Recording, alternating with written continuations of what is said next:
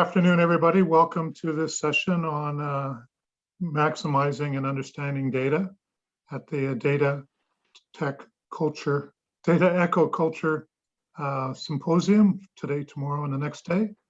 I hope those that participated this morning enjoyed and learned from the session this morning. And I hope you do the same for the next hour. I'm joined, I'm the moderator. My name is Mike Williams. And I'm joined by President Serrano, who is head of the OCAD University and Vice-Chancellor there, as well as with Professor Renaud Legoux, who is with Synapse and with HEC Montreal, which is a top business school in Quebec. We're ably assisted by a number of other people from the organization, and I appreciate all the help from those folks.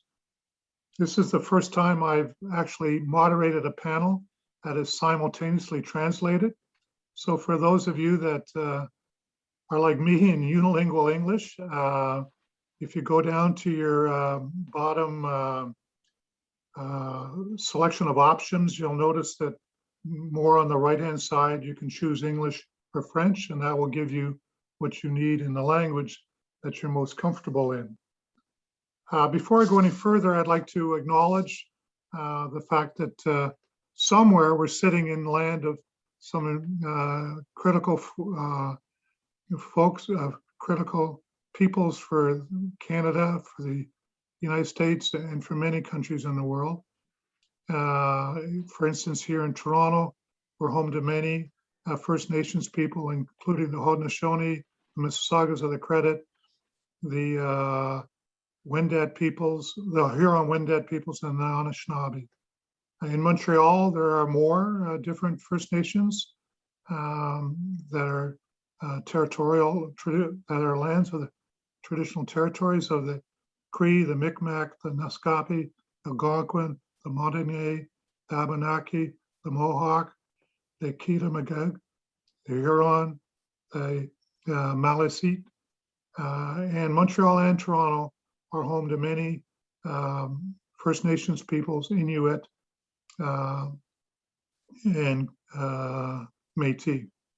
So it's important for us to acknowledge the values, perspectives, languages, and cultures which can guide and inspire us in the role, through understanding the role of the Indigenous people as guardians and as stewards of the lands, and to consider how we are and can each, in our own way, try to move forward in a spirit of reconciliation and collaboration. A couple of housekeeping guides for our session this afternoon. There'll be a couple of opening remarks by the panelists. Then I will ask a few questions to get the conversation flowing. But I'm really dependent upon all of you who are attending today to ask questions. And you use the chat function, also accessible in the middle of your bar at the bottom of the screen. And please write in your questions, and we will use those to guide our discussion for the majority of the session this afternoon. Also, if you're a user of social media, please feel free to comment and use the hashtag Data Echo Culture, one string, to attach to your comments. We're being recorded. If that's uncomfortable for you, please turn off your screen as a way of avoiding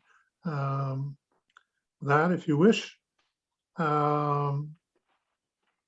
So with that all laid out, I'll give you a little bit of background on myself. I'm currently a special advisor to the president of Environics Analytics, which is a market information and insights company based here in Toronto. But immediately prior, at the end of last year, I retired from 12 years as general manager of economic development and culture for the city of Toronto. So I think I have a variety of perspectives that hopefully can help move the conversation through a series of insights for each each of you that are attending today. I'll start off with a very general question to both Renaud and Anna, and I'll start with you, Anna, and then move to Renaud. Does data really matter in a world of culture and creativity? You sort of think that data was an opposition to that whole concept of creativity. Great question, Mike. Is this where I say my opening statement here? Yes. Is this a bonus question? This is another. Is this a bonus question? No. So this actually that's a good segue into how I formulated my opening statement for today. And because sort of I'm taking the notion of segmentation a little maybe liberally in light of the current question of this particular panel, which really speaks to, the title, it making sense of your data, segmentation for financial, creative, and social benefit. So what I did was to look at the moving target of the meaning of segmentation and looked at it from these three different standpoints, okay? So first, let's talk about financial. And in that sense, I thought of segmentation really as almost a part of the kind of big data challenge that we're all grappling with when we talk about segmentation as it relates to financial issues, because ultimately what's been happening is you've got this new sort of big data economy where the kind of the increased segmentation that's allowable through big data has then engendered a whole slew of new business models that's all about targeting consumers to be matched with the most appropriate products that they're supposed to buy, right? So from a financial kind of sphere, big data, segmentation of that data has been a critical kind of set of, if you will, practices that has informed the growth of that particular area of advertising and big data advertising and predictive analytics and so on. So in light of that kind of frame, I think the things that are really going to be important for all of us to understand is how to start to make sense of that. And the useful kind of framework that I found was one by Michel Girard, who is a CG senior fellow and expert in areas of standardization and AI. And he really calls for standardizing what he terms data value chains, okay? And data value chains he defines as having three parts. One is data collection. The second is data collection. What kind of data do we collect? Which includes not just, obviously psychographic data and things and also behavioral data online, but increasingly as we move into ubiquitous computing, sensor-based data, so biodata, and movement like that, and movement and so on, mobility data, et cetera.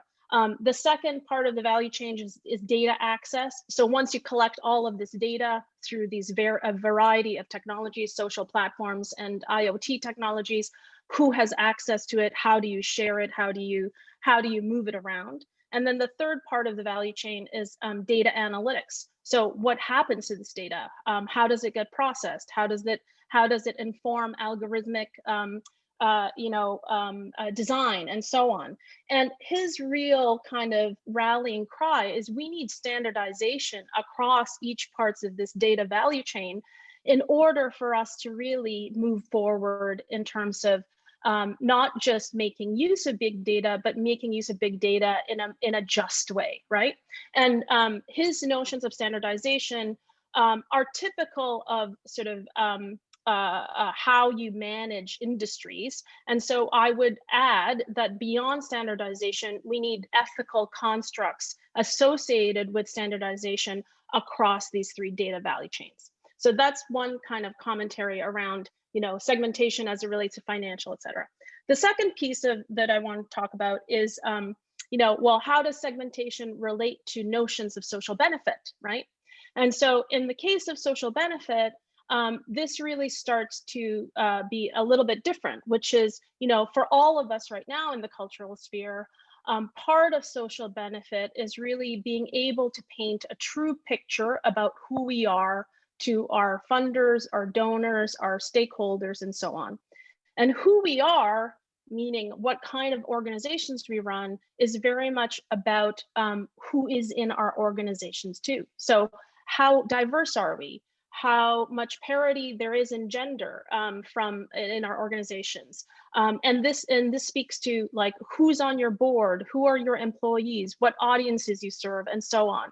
And so in the case of this, having an understanding about how your particular community is segmented, and this is what I mean by my liberal use of segmentation, is segmented, is going to be important, because that's only by knowing who we are can we start to make changes as to how we want to be a more equitable, inclusive, diverse organization. So from that standpoint, I think we have a bunch of issues that we need to grapple with, like, how do we actually collect this data?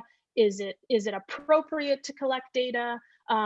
Currently, for example, as a university, we are just starting this process and using a human rights framework to try to determine how we encourage our employees to self-identify in a variety of ways, in terms of race, in terms of gender, and so on. And then the third part, which is, segmentation as it relates to creative concerns, really speaks to who is part of the process in which we decide what kinds of products get created, okay? And so if all of us as cultural creators or producers ultimately make product or make experiences, then really fully embracing the design of the design table, designing that table or that process on who gets to be part of the making is critical. And this really borrows from notions of inclusive design. And at OCAD University, we have the Inclusive Design Research Center led by the wonderful Jutta Treviranus. And she talks a lot about the importance of including edge actors as part of the design process, so that you actually end up building with those edge actors, in collaboration with those edge actors, you actually end up designing experiences and products that are the best for everyone.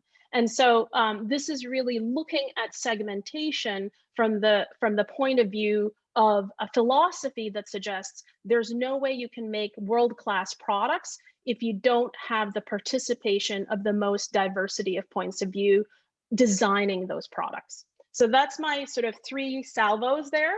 And over to you both. Great, thanks very much, Anna, and I appreciate how well you morphed out of my little faux pas. So Renaud, over to you. I find Anna's presentation very interesting because it goes back to why we are doing segmentation in organizations. So very often, I teach marketing. We look at segmentation in terms of understanding if there are groups of customers, groups of followers in the public that we can identify and which ones to target.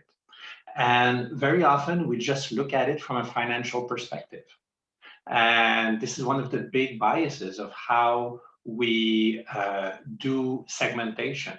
But segmentation can also be done, and this is something I find very strong in Anna's presentation. We have the duty to look at the social aspects and the creativity aspects when we do segmentation.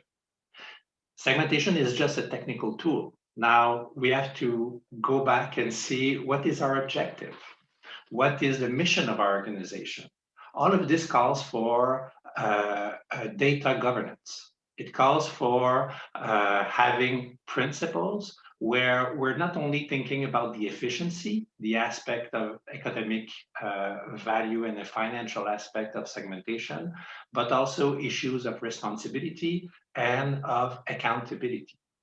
So once you go into segmentation, especially for artistic organizations, you need to have a process where you think about data governance. And you think about the mission of your organization, and you also think about all the stakeholders, because most artistic organizations in Canada, in the United Kingdoms, but also in other countries, they are hybrid organizations in terms of funding.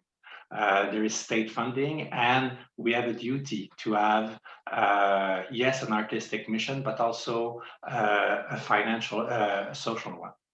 One of the encouraging aspects I see as well is that very often it makes sense also from a financial perspective. It might be because I'm looking at it from a business school perspective. But in the weekend, I was reading in the New York Times a report from McKinsey, who is clearly not a left-leaning type of organization, who evaluated that not targeting minorities for Hollywood cinema represented a loss of $11 billion a year in terms of revenue.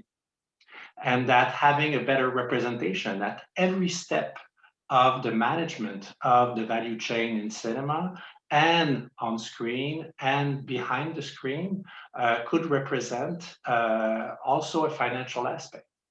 But all of this is to say that those three aspects sometimes go hand in hand, but we have to be very clear of why we are doing it and never forget about the aspects that Anna has presented.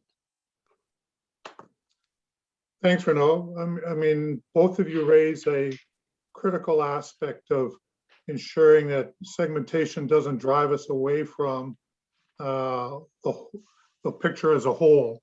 Mm-hmm. I know at Environics Analytics, for instance, we've been segmenting sort of in a little bit the opposite way right now. Trying to find vaccine hesitant people, yeah. Or trying to the vulnerability index for the demographics. So in a variety of different ways of segmenting to target where the need is the greatest and not just where the financial gain is the greatest. Anna raised the term big data, which is sort of in my world, at least right now, the number one phrase, and the reason the announcement over the weekend that Apple was going to remove cookies from iOS, and or not remove, but force everybody to accept explicitly the fact that people can track you. I was wondering if you could just talk a little bit, dive a little bit deeper, Anna, into this whole idea of ethical data and what you mean by that phrase. Sure. I mean, I think one of the things that is happening very clearly is that we've got private actors determining how governance should work, essentially, right? So Apple's decision to allow users to opt in to being tracked or not. So it's really a do not track kind of feature that they put into their system. And so so in an ideal world, that should have been a government regulation, you know, but instead what we've got these private actors deciding, and we're just sort of left just praying that certain actors like Apple would do something like this. But we know for a fact that there are other actors, Facebook being one, and you know, there's a lot of action happening there right now, who refuse to even acknowledge that their practices are nefarious ones. And so it's a real problem if we abdicate our responsibility as a sector, as an arts and culture sector, to the private sector to determine all this. Like, there is advocacy work we must do as a sector to government to help define the regulatory ecosystem or the regulatory context in which we ought to all operate. Right, and you may know that the federal government in its latest budget announced that they were going to create a position called the Data Commissioner, which is Exactly. different than the privacy, because a lot of big data can still respect privacy, but might not be ethical, if you know what. Yes, exactly. So it's things Renaud? it's in the predictive analytics thing, I think, that's really tough. Renaud, yeah. For me, big data, first, the challenge from in the arts is to compete with organizations that use big data. And the first step is using data, but big data where you have high volume, high velocity data that is not fully alignable in terms of analysis. It takes a lot more resources, but from an ethical perspective, there's the issue of consent. Do all of our users consent to how their data will be used? And when you look at predictive analytics, there's the issue of transparency. If we don't know how the algorithms and all the artificial intelligence is operating, it's really, really tough to have accountability. When there's no transparency, you don't know how accountable the organizations are. And we were talking about big firms. They have the veneer of having a transparent process. But for example, Facebook naming one of its committee the Supreme Court, or it's how it's named from the outside. It's clearly not the same thing as the Supreme Court of Canada or the US. It's kind of it's non-binding, it's extra legal, etc. So we must pay attention in terms of transparency in the process, but also transparency in terms of what algorithms are used, how they are used, and why are they used. Yes, because it's still possible to use big data without violating any of the privacy or ethical issues. For instance, our firm, we use census data to characterize neighborhoods, and then we ascribe the characters of the neighborhoods to individuals on average, but no particular individual. So the technique that is used in terms of how data is treated, it is aggregated so that we cannot identify individuals. So it protects the privacy of the individuals. However, in terms of ethics, if the objective is not ethical, this data can be used in a non-ethical perspective. So it's a very complex issue because when you want to have an ethical data analysis, it's the whole chain about it. And for example, a consulting firm, I fully agree. The way it is done in terms of aggregation, it takes care of this step, but it's a whole process where we have to think about how do we govern the whole process. So Anna, in terms of the university, what kind of exposure does the university give to your students to a lot of these issues? Because my experience with OCAD-U is you teach artists to be great artists. So I'm interested on how... This is a great question, Mike. And in fact, we are in the midst of designing our new academic plan. So our most recent academic plan ends in 2022. And so we're in the process of creating our strategic plan and our new academic plan. And this very much will be part of, I think, our focus is as technology becomes, a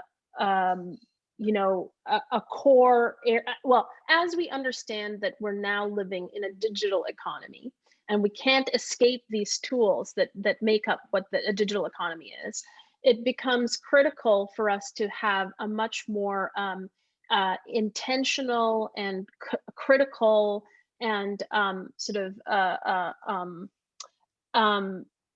really philosophical and political lens within which we assess all of the tools that are being used to create our society, let alone our art and culture, right? And so trying to figure out how to, we already have courses around ethics and things like that, and big data for sure, but really baking that in as being part of a core set of principles that we have to adhere to in terms of how we start to design our curriculum pedagogy is going to be a big conversation that the community will have as we design our academic plan for the next 5 years. Because, you know, we're moving towards a post-COVID world, and our contention is that, you know, we want to build back better. We want to build a more just, inclusive, and productive in a different way, you know, society, and sustainable as well, right? And we believe that artists and designers have a role to play in building that new world, but they need to then be armed with all of the right tools and frameworks with which to understand that world that we're building. And technology definitely plays a role in that. So being a lot more sort of explicitly conscious and critical that about technology, and understanding that it's not neutral, is going to be key to that. Thank you. Renaud, how about the same question to you, but you come at it from somewhat the other end of the spectrum, where you know, in marketing, you teach measure, measure, measure, and in business school, measure, measure, measure. How do we introduce a broader perspective in the educational system in your kind of setting? I think that it's always the issue of, are we teaching ethics as a separate subject matter, or are we integrating it into our every class, every course? And I think that the solution often is in between the two. Meaning that we need a solid background about the ethical issues that we deal in business, and we also need to include it in projects that we study in the field. As well, the area where I do a lot of work, and that interests me from an ethical perspective, is the link between the marketers and the people with the business training and the artists. And it's there has to be a dialogue, and there has to be the realization in artistic organization that the people doing the marketing have a duty to protect the artistic process, so that yes, you do analyses, but you do not, you are not the artist. You are not orienting what the artists do, what they should do. You're providing information sometimes, but for me, that's a basic ethical boundary that has to be stated very carefully when we deal with analysts or managers that we train for arts organizations. Always going back to the mission of the organization and protecting the artistic product. I talk about product because I come from a business school, but still, we have to protect this at all costs. That is very, I did not expect to hear that from you, Renaud. But you know, the goal of managing an organization is to ensure that to ensure the perennity of the organization. And if we kill the artistic endeavor, there's no more organization. So this is the first thing we have to keep. And using this data, it's a tough challenge, because you don't want to tell the artist, the ending to your show, the public says that it's a bit too sad. Can you write a happy ending, please, to your theater piece? I mean, it happens if you are clearly in a commercial perspective, but in most arts organizations, we have to protect this aspect.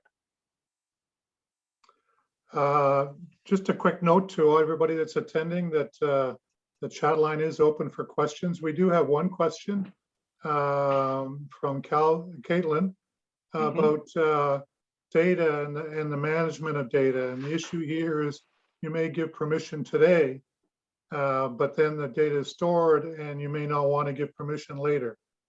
Do either of you have a view as to how we set in place data management perspectives once data is gathered?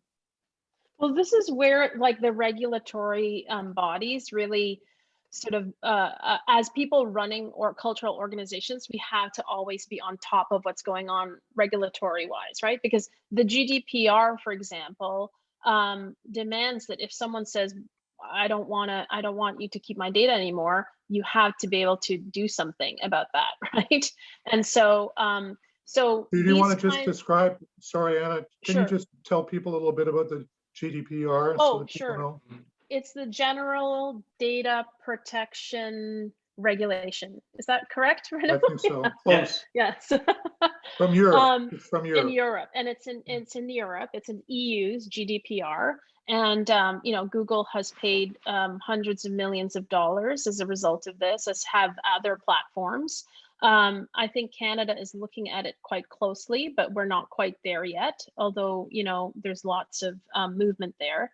And there's a set of practices that pertains to privacy and data usage that defines what the GDPR is. And so one of the core practices or principles is that, you know, essentially private user data is owned by ultimately the users if they choose to, you know, disallow you from its use. And so platforms and organizations have to be able to respond to that.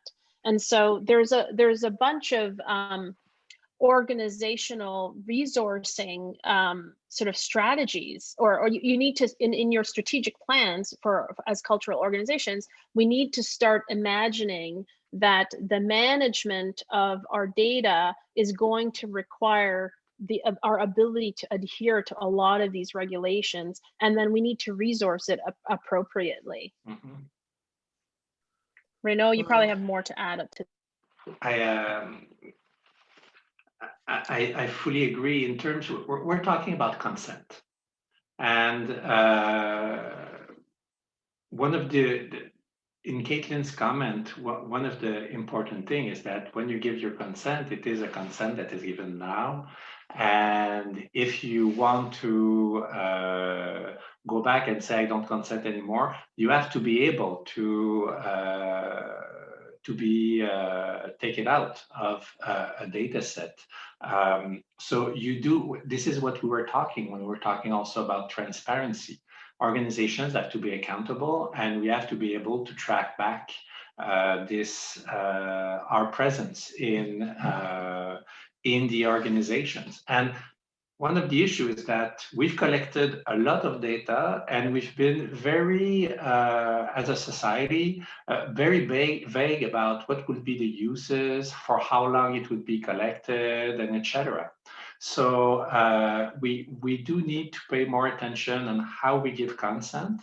It is just checking a box, but more and more what we see is more of a dynamic consent aspect to it, where organizations, if they change the use they are doing of the data, they have to go back and ask for the consent again. And I think it's a practice that has to be put forward more and more. Now, we have a lot of arts organizations today, and those are complex issues. I think that what will be needed in the next few years would be to concentrate the expertise. And in this sense, when I hear Anna talking about the GDPR, talking about the different ethical issues, I see that academic organizations would be a strong partner there. The governments will also be good partners as well in defining the best practices, but also being able to put in processes that will not completely put the arts organizations outside of using data, because it's too complex to manage and understand how to use it. Thank you, Renaud. There's an interesting question, very timely, and one that many funding organizations, and I know that I wrestled with this very question last year, which is the challenge to take or translate creative works into a digital world, and how this is changing the leadership and the power structure and the processes within arts organizations now and then into the future? Something that we're all trying to think through, I know. Hannah, do you have any first thoughts on that? Yeah, and I think that basically this is what my career has been about. Like my entire career has been about how do you develop the kind of digital native cultural creator, right? So and so my answer to that question is really like, I'm hoping we only have a few more years to go where there's only a certain, small percentage of folks who don't really understand digital working in these arts organizations, that eventually we're going to be in a place where most cultural organizations will have that kind of digital capacity and understanding, because this kind of tension between marketing and artistic production team, non-digital and digital, is not sustainable in the long run. Like, we actually have to build true digital capacity at all areas of a cultural organization, from its artistic stakeholders all the way to the ones who run an organization, because that's the kind of society we now have. Like, we live in a digital economy. So so I think that's kind of how, I think that's my answer. That's really how the leadership and power structures are changing in the organization. Hopefully more and more digital capacity is entering organizations, so that it just becomes the way one thinks. One thinks in a kind of like multimedia, multi-platform, hybrid nature kind of form in everything that they do.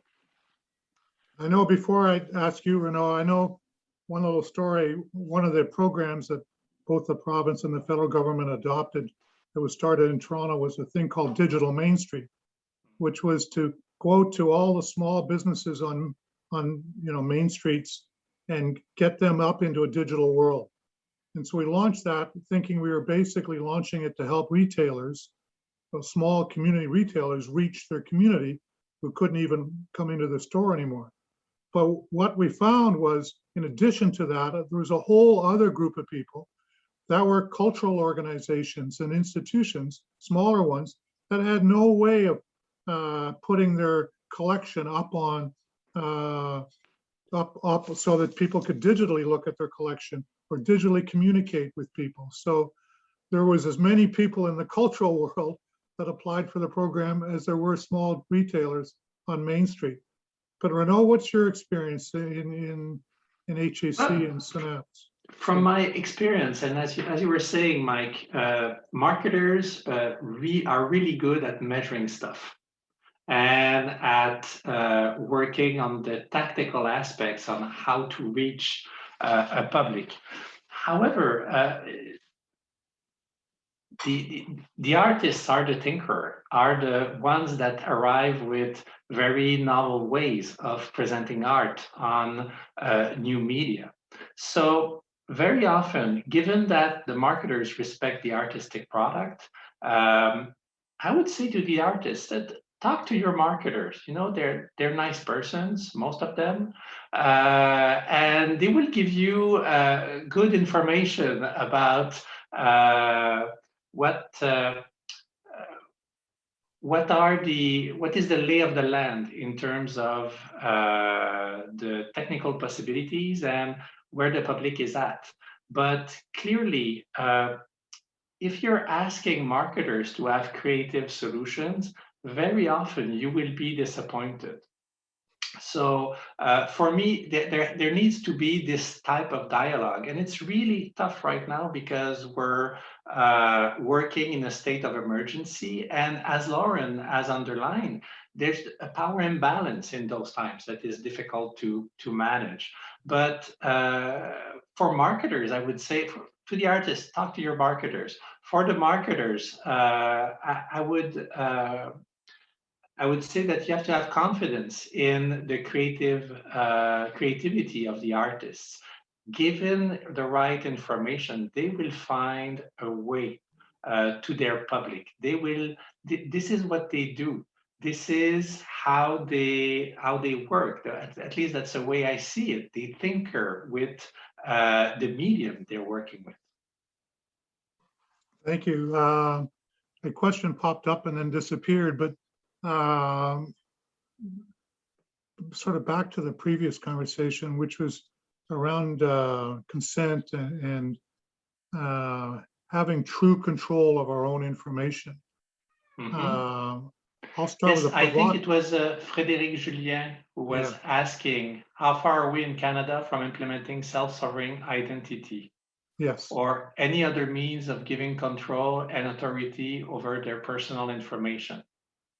So I'm sorry to have taken control of the question. No, thank you. You did. I lost it off my screen. So if you Well, want to answer that question. Well, I can try. I mean, I'm a big proponent of Cory Doctorow's visions of this. So he has so he's a Canadian sci-fi novelist, co-founder of the Electronic Frontier Foundation, big proponent of anti-monopoly sort of regulation and so on, antitrust regulation, and he really believes that people ought to own their own data, and that essentially technologies, both hardware and software, should essentially almost like ask permission from each individual to determine like what kind of data can be absorbed by those particular platforms and so on. And so we control everything in terms of what we provide, how we get, what types of data we give to whom, for what kind of use, and so on.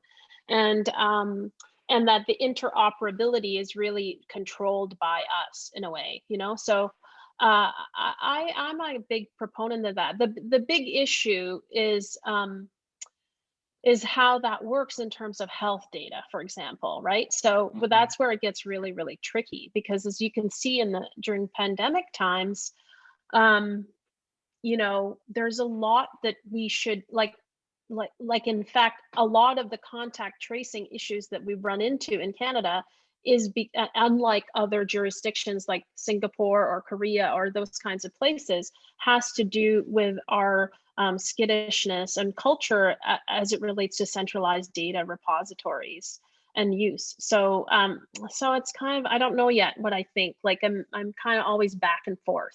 What do you folks think? I think we've been, this type of issue will be solved, can only be solved through legislation. And legislation goes really slowly. We often talk about it as the vote of the dead when we talk about the legal environment. I would say that the biggest hurdle, and it is changing quite fast, it makes me think about the end of the 19th century, where basically we said, no, industries cannot be legislated. It's impossible to put laws on the internet. And we've been sold this myth since the beginning of the web. And I think that this is a condition that is changing slowly but surely. We are not anymore in a situation where we think it's impossible to legislate on those large organizations. So I see an opening, but it's going to take some time. And one of the issues is that the legal system is not made and shouldn't be made to change really quickly. It's, you know, this is a, we could debate this all afternoon, obviously, but I think the patterns that people show, some people are very, very concerned about information about themselves getting out there, but then there are many, many other people that seem to be completely open. I mean, you know, my friends put pictures of their 2-year-old children on Facebook, you know, which is just mind-boggling to me that somebody would do that. So it's some of it seems to be, you know, what individuals will do, and if some individuals are prepared to share their data much more than others, then how does the data represent those people that are not willing to share their data, so to speak? So I think we do need to find ways that we can aggregate information so that we protect individual privacy, but that we don't remove, all rights to data. And I think Statistics Canada and what they do is a good example of that. They've got many different ways of ensuring that you can't recreate individual data. It's one thing to protect it to begin with, but it's another thing to make sure that you can't actually back calculate a particular individual or a particular company by subtracting one thing from another. And so what you are alluding to, Mike, that I find very important is that right now when we are reacting to those issues, we either take a very technical perspective or we take we legislate or we act with the extreme cases.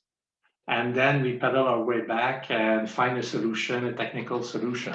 But what you're referring to are the principles that should animate those aspects. And one thing that Statistics Canada has done really well, because they have 50 years of advance or 60, even more, in terms of thinking about how should we care for this data in an ethical fashion. So for me, it's also a question of the principles, because your friends who share their 2-year-old grandson's pictures on Facebook, very often they haven't thought about the ethical implications because it's brand new. They see it as just posting to friends. So for me, it's an issue of seeing what are the common values we want around sharing this data, and this takes time. I think one of the biggest issues that we need to grapple with is the kind of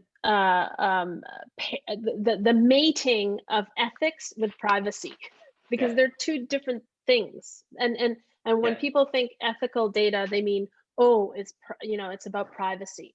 Well, it's actually not just about privacy. It's really about so you could have disaggregated data that suggest and not track to the individuals that suggest certain neighborhoods have lower incomes, have a majority of lower income households, and therefore pharmacies will choose not to erect pharmacies in those areas, perhaps, which then leads to a vaccine desert that happens because there are no distribution centers that can provide those vaccines, that then end up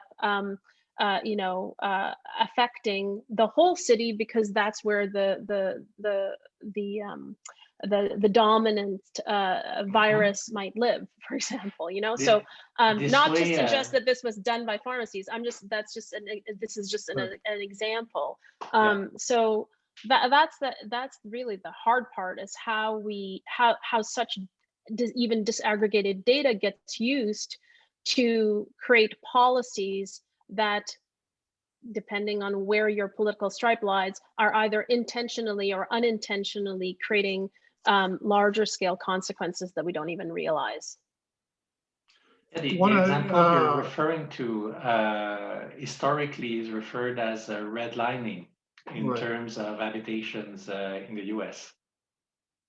Amy raised an interesting question and brought in a word that we haven't talked about yet, which is trust in all of the system. And Renaud talked a little bit about transparency, but we live in an era when people misuse, abuse, lie, create statistics, create conclusions from non-existing statistics. How do we create trust in a system?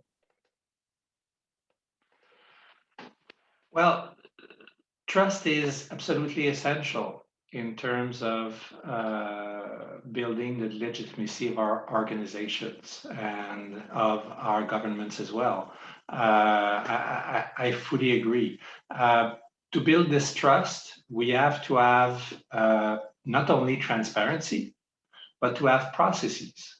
To have processes at every, in terms of data governance, at every step in terms, yes, of data collection, but also not only in terms of respecting privacy, and I made a very, very important point, but also how the data is treated, for what end, and is there, in terms of accountability,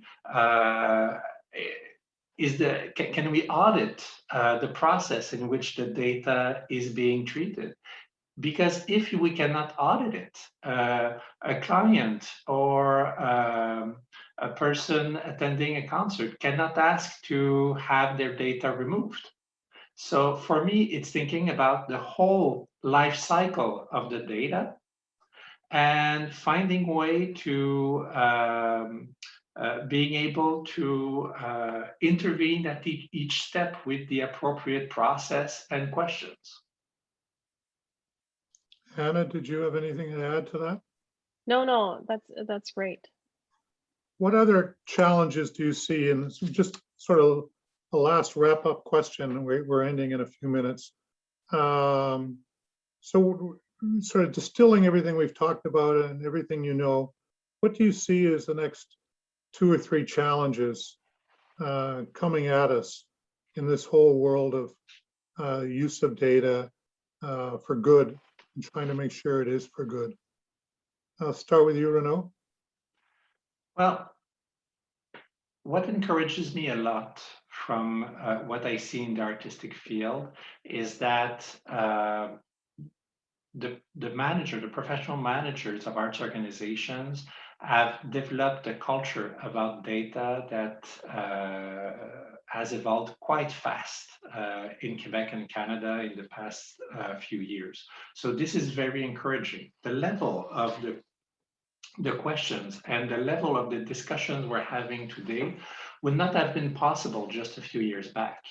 Now, the issue from the artistic sector for me, and there are issues societally, but more specifically in the arts, it's an issue of being able to develop the resources, a common understanding, a common knowledge, to share this knowledge and to develop specific expertise. Most of our arts organizations are 5 people or less. I mean, the median size of an arts organization in Canada in terms of administrative staff is 5 persons.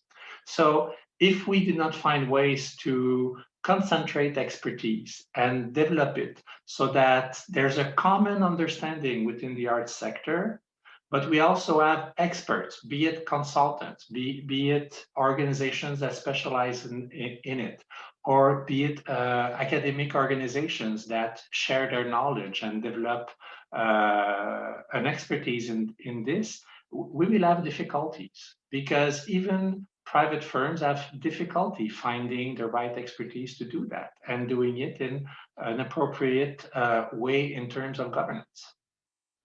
Thank you. I agree with you. I agree with you totally, but I would actually push it even further, which means that I think if everything goes well, then we're entering an era of collective imagining. Okay, mm-hmm. And I think what that means is that it's not just about sharing resources and expertise. It's actually around sharing materially the means of digital production and digital expression and digital, living, if you will. So it's really about the development. So creating the capacity for the state or for the sector to promote the development of collective social infrastructures. So, does everyone, do we need to compete with each other all the time in terms of everyone having their own customer relationship management system, everyone having their own kind of like ways to scrub data if they need to scrub data to, whatever the tools might be. And so it's incumbent upon the sector to realize that we actually can't do this without working together. Like it's going to be impossible because the resources needed are just too high, and the kind of there's no sense kind of constantly repeating reinventing the wheel, and we're competing against large monopolies at this time that are currently essentially unregulated, and we can't compete with them.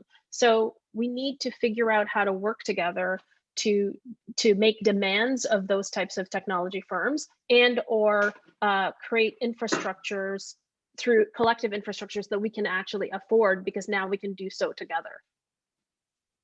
Great, thank you very much, Anna, and thank you very much, Renaud. Great conversation over the last 55 minutes. I learned a lot, so I hope everybody else did. I was very taken with the depth of thinking around this issue. I've spent all my life with statistics, and I've never had a broader conversation from a group of people. So for that, and I think the general feeling was optimistic, but also a lot of cautionary guidance provided in terms as we launch into this fully digital world that we're increasingly getting involved in. A couple of good comments near the end on the risks of exclusionary data in terms of the way some surveys are put together. People should keep that in mind, and a couple of links from Environics Analytics for how one of your small 5-person organizations manage to use data to help their operations. So thank you very much, everybody. I hope you enjoy the rest of the Data Echo Culture Conference. Thank you. Bye-bye. Thanks all. Bye-bye. Bye-bye.